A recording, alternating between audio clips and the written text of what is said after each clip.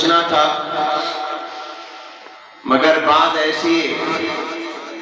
عوارض پیش آئے، ناگزیر وجوہات پیش آ گئیں، جس کی بنا پر وہ تشریف نہ لا سکے۔ اسی طرح قائد ملت اسلامیہ حضرت مولانا فضل الرحمان صاحب دامت برکاتہم العالیہ نے بھی تشریف لانا تھا، وہ اپنے ناسازی طبع اور علالت و بیماری کی بنا پر تشریف نہ لا سکے۔ دعا ہے اللہ تعالیٰ ان تمام اکابر کا، اور جو جہاں اسٹیج پر موجود دائیں اور بائیں سامنے موجود اکابر بزرگ ہیں، اللہ ان کا سایہ ہمارے سروں پر تا دیر قائم و دائم رکھے۔ مجھے انہوں نے حکم کیا کہ میں آپ کے سامنے آخری حدیث کا درس دوں۔ بالخصوص جامعہ کے اساتذہ کرام نے، جبکہ اس اجتماع میں مجھ سے لاکھوں گنا بہتر اہل علم و فضل، اہل تقوی، اہل نسبت اور عظیم شخصیات شیوخ حدیث موجود ہے۔ یہ ان کا مقام تھا کہ وہ بخاری شریف کی آخری حدیث کا درس ارشاد فرماتے، مگر میں اپنے جامعہ کے اساتذہ کے حکم کی تعمیل کرتے ہوئے اپنا سبق سنا رہا ہوں جو میں نے اپنے اکابر سے پڑھا ہے، اور اس ارادے اور نیت سے سنا رہا ہوں کہ اگر کوئی غلطی ہوگی تو یہ حضرات اس کی اصلاح فرما دیں گے۔ اگرچہ درسگاہ میں سبق سنانا آسان ہوتا ہے، اتنے بڑے مجمع میں سبق سنانا مشکل ہوتا ہے، لیکن امید رکھتا ہوں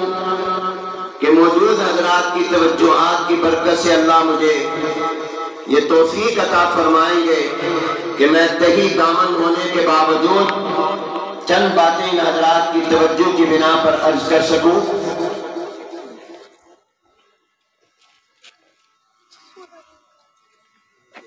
یہ مجلس عام مجلس نہیں ہے، اس کی نسبت ہے جناب نبی کریم رحمت عالم حضور اکرم صلی اللہ علیہ وسلم کے ساتھ۔ اس لیے کہ اہل علم فرماتے ہیں کہ جس مجلس میں جناب نبی کریم صلی اللہ علیہ وسلم کی حدیث مبارکہ پڑھی اور پڑھائی، سنی اور سنائی جائے، اس مجلس کا حکم سرکار کی مجلس کا ہے، جناب نبی کریم صلی اللہ علیہ وسلم کی مجلس کا ہے۔ اس کی نسبت ہے جناب نبی کریم تاجدار مدینہ حضور اکرم صلی اللہ علیہ وسلم کے ساتھ، اور ہمارا ایمان اور عقیدہ ہے کہ جناب نبی کریم صلی اللہ علیہ وسلم سے جس چیز کی نسبت ہو جائے اللہ تعالیٰ اسے بھی اعلیٰ اور افضل بنا دیتے ہیں۔ وہ اگر کوئی ذرہ ہو تو اللہ اس کو آفتاب و ماہتاب بنا دیتے ہیں، وہ کچھ بھی نہ ہو تو اللہ اسے سب کچھ بنا دیتے ہیں۔ میں کہا کرتا ہوں کہ مدینہ منورہ دنیا کے نقشے اور جغرافیے میں پہلے بھی تھا، یہ شہر پہلے سے موجود اور آباد تھا، لیکن جب اس شہر کو نسبت ہوئی جناب نبی کریم حضور اکرم صلی اللہ علیہ وسلم کے ساتھ، اور حضور اکرم صلی اللہ علیہ وسلم کے پاؤں مبارک اس شہر کی مٹی پر پہلی مرتبہ جب لگے تو اس شہر کا نام بھی بدل گیا، اس کا مقام بھی بدل گیا۔ نام اس کا پہلے یثرب تھا، وہ یثرب منع کر دیا گیا، حالانکہ قرآن میں بھی یہ نام آیا تھا۔ کہا آج کے بعد اس کو یثرب نہ کہنا، آج کے بعد اس کو مدینہ منورہ کہنا، آج کے بعد اس کو مدینۃ الرسول کہنا، آج کے بعد اس کو مدینۃ النبی کہنا، آج کے بعد اس کو مدینہ طیبہ کہنا۔ دنیا کا مسلمان کسی شہر کو دیکھنے کی اتنی تمنائیں اور آرزویں نہیں کرتا جتنا مدینہ پاک کو دیکھنے کی دعائیں، تمنا، آرزویں کرتا ہے، پیسے جوڑتا جمع کرتا ہے۔ یہ تو اللہ نے اس کا نام بدلا، مقام یہ عطا فرمایا۔ حضور علیہ السلام نے فرمایا جو میرے شہر مدینہ منورہ میں ایمان کے ساتھ فوت ہوگا وہ بغیر حساب کے جنت میں جائے گا۔ اور ایک روایت میں فرمایا میں محمد صلی اللہ علیہ وسلم اس کی سفارش کروں گا۔ مدینہ کو نسبت ہوئی، وہ یثرب سے مدینہ منورہ بن گیا، اس کا مقام اعلیٰ ہو گیا۔ جناب نبی کریم صلی اللہ علیہ وسلم کی نسبت زمانے کو ہی آپ تاریخ کی کتابیں اٹھا کر دیکھیں، حضور علیہ السلام سے پہلے والے دور کو دور جاہلیت کہتے تھے، زمانہ جاہلیت کہتے تھے، لیکن جب اس کی نسبت حضور علیہ السلام کے ساتھ ہوئی اس کا نام بدل گیا اور اس کو زمانہ جاہلیت نہیں بلکہ خیر القرون بدترین زمانہ بہترین زمانہ بن گیا۔ میرے محبوب کی نسبت سے، میرے محبوب کی نسبت قرآن کریم کو حاصل ہوئی، تمام کتابوں سے اعلیٰ۔ میرے نبی کی نسبت امت کو حاصل ہوئی، تمام امتوں سے اعلیٰ۔ میرے محبوب کی نسبت جناب نبی کریم صلی اللہ علیہ وسلم کی نسبت صحابہ کو حاصل ہوئی، تمام پیغمبروں کے صحابہ سے اعلیٰ۔ حضور علیہ السلام کی نسبت خاندان کو حاصل ہوئی، حضور کا خاندان تمام خاندانوں سے اعلیٰ۔ جناب نبی کریم حضور اکرم صلی اللہ علیہ وسلم کی نسبت جس چیز کو حاصل ہو جائے وہ سب سے اعلیٰ ہو جایا کرتی ہے۔ میں آپ کے ایمان کو تازہ کرنے کے لیے چاہتا ہوں آپ اپنی زبان سے یہ بات ذرا کہتے ہیں، میں کہلوایا کرتا ہوں، دل و دماغ میں اتر جائے۔ آپ سارے میرے ساتھ ایک جواب مجھے دے دیں، سب سے اعلیٰ کہو ہمارے پیغمبر کی صورت۔ کوئی زبان خاموش نہ رہے۔ اے اللہ جو جو جواب دے ان کو مکہ مدینہ دکھا دے، جو جو جواب دے ان کو جنتی بنا دے۔ وقت تھوڑا ہے، جلدی فرمائیے۔ ہمارے پیغمبر کی صورت سب سے، ہمارے پیغمبر کی سیرت، ہمارے نبی کا حسن و جمال، ہمارے پیغمبر کی آنکھیں، ہمارے پیغمبر کا چہرہ انور، ہمارے پیغمبر کا سر مبارک، ہمارے پیغمبر کے بال مبارک، ہمارے پیغمبر کا سر سے پاؤں تک کا وجود، ہمارے پیغمبر کی نماز کا طریقہ، ہمارے پیغمبر کے حج کا طریقہ، ہمارے پیغمبر کے جہاد کا طریقہ، ہمارے پیغمبر کے دعوت و تبلیغ کا طریقہ، ہمارے نبی کے پڑھنے پڑھانے کا طریقہ، ہمارے پیغمبر کا مکہ، ہمارے نبی کا مدینہ، ہمارے پیغمبر صلی اللہ علیہ وسلم کی تہجد کی نماز، ہمارے پیغمبر پر اترنے والی کتاب قرآن کریم، ہمارے نبی کی امت، ہمارے پیغمبر کے صحابہ، ہمارے پیغمبر کا خاندان، یہ سب سے اعلیٰ ہے۔ تو یاد رکھو میرے دوستوں اور بھائیوں، جس مجلس کی نسبت جناب نبی کریم صلی اللہ علیہ وسلم سے ہو جائے وہ مجلس کی تمام مجلسوں سے اعلیٰ ہے۔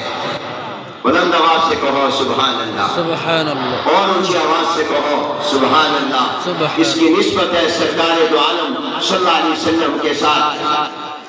جو مبارک ہے وہ گھڑیاں جو حضور علیہ السلام کی حدیث کو سنانے میں گزر جائے۔ حضرت شاہ ولی اللہ محدث دہلوی رحمت اللہ علیہ فیوض الحرمین پہ فرماتے ہیں کہ ایک دن میں نے جناب نبی کریم صلی اللہ علیہ وسلم کے سینہ مبارک کی طرف اپنے مراقبے میں توجہ کی، حضور علیہ السلام کے سینہ نبوت کی طرف میں نے اپنا دھیان اور توجہ کی، میں نے اپنے دل و دماغ کو متوجہ کیا تو فرمایا مجھے حضور علیہ السلام کے سینہ مبارک سے نور کی شعائیں نکلتی نظر آئیں، اور یہ نور کی شعائیں ان لوگوں پر پڑ رہی تھی جو حضور کی حدیث کو پڑھ رہے تھے اور پڑھا رہے تھے، جو حضور کی حدیث کو سن رہے تھے اور سنا رہے تھے۔ اور ان نور کی شعاؤں کا مشاہدہ بھی اللہ والوں کو ہو جایا کرتا ہے۔ ایک بزرگ اور عالم گزرے ہیں شیخ عبدالعزیز طباغ رحمت اللہ علیہ، یہ ان پڑھ تھے، یہ عالم نہیں تھے، پڑھے لکھے نہیں تھے، لکھنا پڑھنا نہیں جانتے تھے، لیکن قرآن کے حافظ بھی نہیں تھے، لیکن جب قرآن کریم کوئی پڑھتا تو ان کو پتہ چل جاتا، جب حدیث پڑھتا تو پتہ چل جاتا۔ ان سے کسی نے کہا جب کوئی قرآن پڑھتا ہے تو آپ فرماتے ہیں یہ قرآن پڑھ رہا ہے، جب کوئی حدیث پڑھتا ہے آپ کہتے ہیں یہ حدیث پڑھ رہا ہے، جبکہ آپ تو عالم بھی نہیں ہیں، آپ کو پتہ کیسے چلتا ہے؟ تو فرمایا جب قرآن کی کوئی آیت پڑھتا ہے اس کے منہ سے سورج کی روشنی نکلتی ہے، حضور علیہ السلام کا فرمان اور حدیث پڑھتا ہے تو چاند کی روشنی نکلتی ہے۔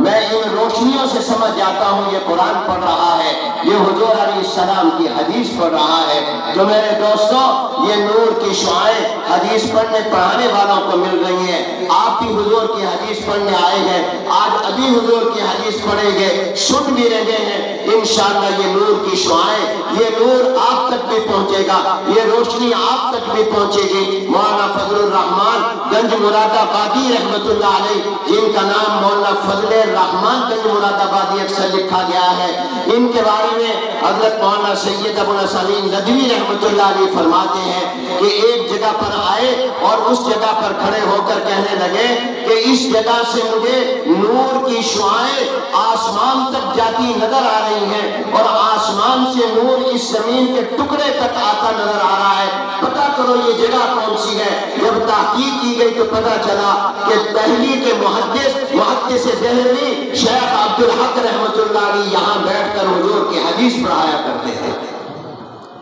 اس لیے یہاں سے انوارات نکلتے ہیں۔ میں کہا کرتا ہوں ان مدرسوں کی قدر کرو، مسجدوں کی قدر کرو۔ جب مسجدوں میں اللہ کی عبادت ہوتی ہے، مدرسوں میں قرآن پڑھا جاتا ہے، جب حدیث پاک پڑھی جاتی ہے، درود پاک پڑھا جاتا ہے، پورے علاقے پر نور نازل ہوتا ہے، پورے علاقے پر رحمتیں نازل ہوتی ہیں، پورے علاقے سے اللہ مصیبتوں کو ٹال دیتا ہے، اللہ تکلیفوں کو ہٹا دیتا ہے۔ یہ مدرسے صرف اپنی جگہ نہیں، پورے محلے، شہر، علاقے، ملک کے لیے اللہ کی نعمت اور رحمت ہے۔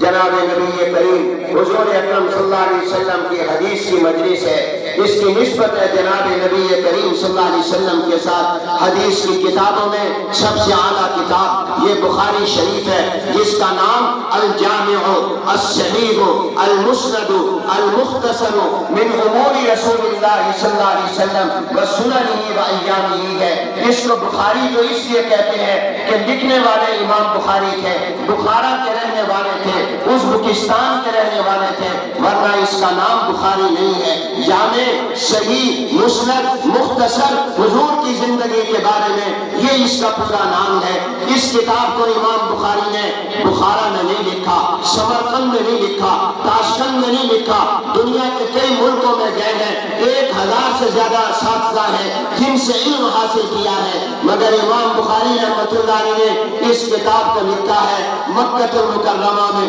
مسجد حرام میں، خانہ کعبہ کے پاس بیٹھ کر، بیت اللہ کے پاس بیٹھ کر، خطیب میں بیٹھ کر اس کتاب کو لکھا ہے، اور اس کے جو عنوانات قائم کیے ہیں، تراجم اور ابواب قائم کیے ہیں، وہ مدینہ پاک میں، مدینہ منورہ میں حضور کے منبر اور حضور علیہ السلام کے روضہ مبارک کے درمیان بیٹھ کر گویا ریاض الجنہ میں بیٹھ کر اس کے عنوانات لگائے، اس کی سرخیاں لگائیں، تراجم اور ابواب کو قائم کیا، اور فرماتے ہیں مجھے 16 سال لگے، میں نے 16 سال حضور علیہ السلام کی حدیثوں پر محنت کی، اور 6 لاکھ احادیث میں سے میں نے ان احادیث کا انتخاب کیا جو تقریباً 8,000 ہے، ان کے احادیث کا انتخاب کر کے میں نے 16 سال میں ان کو لکھا، اور فرماتے اس پورے 16 سال کے اندر ایک دن کبھی روزہ نہیں چھوڑا، پورے 16 سال میں نے روزہ رکھ کر یہ کتاب لکھی ہے۔ سبحان اللہ کہو،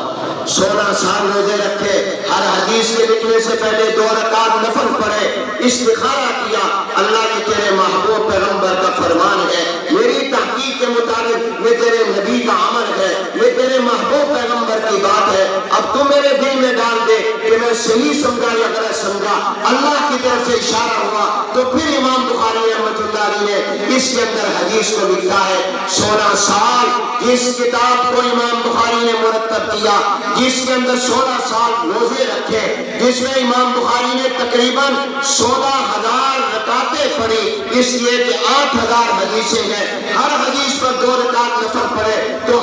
گویا 16,000 نفل کی نمازیں رکعتیں پڑھی ہیں۔ امام بخاری رحمۃ اللہ علیہ کی اس کتاب کا آج میں اور آپ بھی پڑھنے لگے ہیں، اور اس سلسلے سے جڑنے لگے ہیں جو سلسلہ 1400 سال سے ہم تک ملا آ رہا ہے۔ شیخ الاسلام میرے شیخ و مربی حضرت مولانا مفتی محمد مکی صاحب فرمایا کرتے ہیں، فرماتے تم نے ٹرین دیکھی ہے، گاڑیوں میں سفر بھی کیا ہے، جب تم ٹرین میں بیٹھتے ہو تم نے دیکھا ہوگا اس میں ایئر کنڈیشن کا ڈبہ بھی ہوتا ہے، عام سلیپر بھی ہوتا ہے، اس میں سیکنڈ کلاس کا ڈبہ بھی ہوتا ہے۔ اگر تم سیکنڈ کلاس میں بھی بیٹھے، وہ ڈبے ایک دوسرے کے ساتھ جڑے ہوئے ہوتے ہیں، جب وہ انجن ان ڈبوں کو کھینچ کر ٹرین کو لے کر کراچی یا پشاور پہنچتا ہے تو جہاں ایئر کنڈیشن ڈبہ پہنچتا ہے، جہاں سلیپر والا ڈبہ پہنچتا ہے، جہاں پر اور بڑے بڑے عالی شان ڈبے پہنچ جاتے ہیں، وہاں جو سیکنڈ کلاس میں بیٹھا مسافر ہے وہ بھی اسی وقت میں کراچی پہنچ جاتا ہے۔ تو فرماتے تھے تم بھی حدیث کے طالب علم بن جاؤ، تم بھی حدیث کو پڑھ لو، تاکہ حدیث کے اس سلسلے میں جو ایئر کنڈیشن لوگ تھے، محدثین اور فقہا تھے، مجتہدین تھے، ائمہ تھے، جنہوں نے زندگیاں اس میں گزار دی، جب ان کی گاڑی اور ان کے ڈبے کے ساتھ تم اپنا ڈبہ جوڑ دو گے، جب ان کی گاڑی جنت میں پہنچے گی تم بھی جنت میں پہنچ جاؤ گے انشاءاللہ۔ اس لیے آج ہم اپنے ڈبے کو توڑنے لگے ہیں، آج ہم بھی یہ حدیث پڑھ کر امام بخاری کے شاگرد بننے لگے ہیں، محدثین کے سلسلے سے جڑنے لگے ہیں۔ امام بخاری رحمت اللہ علیہ نے جو آخری باب قائم کیا ہے، یہ باب امام بخاری رحمت اللہ علیہ نے وزن اعمال کا قائم کیا ہے۔ امام بخاری رحمت اللہ علیہ کی عادت ہے وہ اپنے الفاظ کو عنوان نہیں بناتے، وہ اکثر قرآن کی آیات کو یا حضور کی احادیث کو یا سلف صالحین کے قول کو عنوان بناتے ہیں، اشارہ کرتے ہیں کہ میرے لفظوں میں برکت نہیں، جو قرآن میں برکت ہے، حدیث میں جو برکت وہ میرے لفظوں میں نہیں، جو بزرگوں کی باتوں میں برکت وہ میرے الفاظ میں نہیں۔ یہاں بھی قرآن کی آیت کو عنوان بنایا اور قرآن کی آیت یہ ہے، بسم اللہ الرحمن الرحیم وَنَزَعُ الْمَوَازِينَ الْقِسْطَ لِيَوْمِ الْقِيَامَةِ۔ اللہ تعالیٰ فرماتے ہیں ہم انصاف کے ترازو اور ایک معنی کے مطابق انصاف قائم کرنے کے لیے ہم قیامت کے دن ترازویں رکھیں گے، میدان محشر ہوگا، حساب و کتاب ہوگا، نیکیوں اور گناہوں کو تولا جائے گا، ہر ایک کا گناہ بھی تولا جائے گا، نیکی بھی تولی جائے گی، ہم ترازویں قائم کریں گے اور اس کے اندر جس کی نیکیوں کا پردہ بھاری ہو گیا وہ کامیاب ہو جائے گا، جس کے گناہوں کا پردہ بھاری ہو گیا وہ ناکام ہو جائے گا۔ یہ امام بخاری رحمت اللہ علیہ نے باب قائم کیا ہے۔ اس سے مقصد امام بخاری کا ایک عقیدے کا بتانا ہے، اور کہو مبارک مبارک۔ یہ تقریباً خیر المدارس سے اور اس کی شاخوں سے 250 کے قریب قرآن کے حافظ ہیں جو اس سال کو نصاب تیار ہوتے جا رہے ہیں۔ 300 قرآن کے حافظ ہیں جو خیر المدارس کی شاخوں سے، 300 قرآن کے حافظ۔ بیٹھ جاؤ، بچیاں جو ہیں وہ تعلیم النساء میں وہ الگ ہیں۔ اب میں ان طلباء کو کھڑا کر رہا ہوں جو عالم کا کورس پورا کر کے دورہ حدیث سے فارغ ہو کر جا رہے ہیں، جو تقریباً 200 ہیں۔ یہ تمام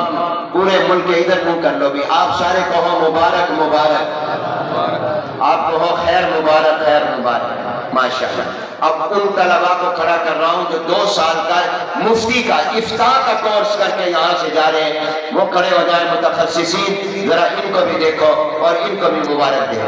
ماشاءاللہ۔ اللہ تعالیٰ قبول فرمائے۔ میں شکر گزار ہوں حضرت مفتی حسن صاحب، ہمارے خواجہ خواجگان